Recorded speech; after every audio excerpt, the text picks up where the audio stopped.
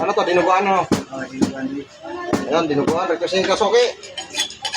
Gagamitin na natin yung Dickinson Clipper Knight ng FDM Quality Trading, no?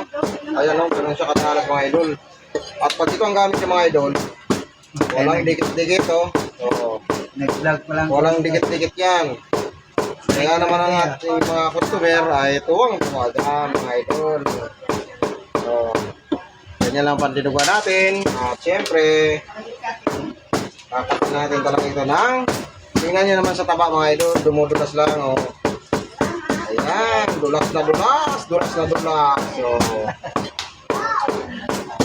ganyan ang mga tirada natin pag matalas ang ating gamit, no?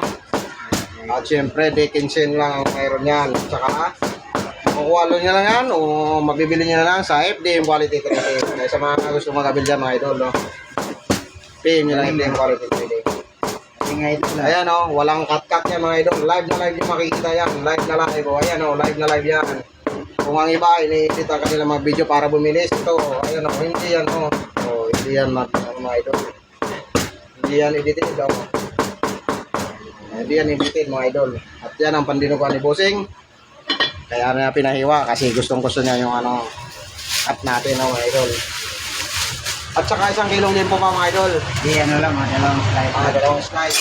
Siyempre kukunan natin yan dito sa pinaka-fresh.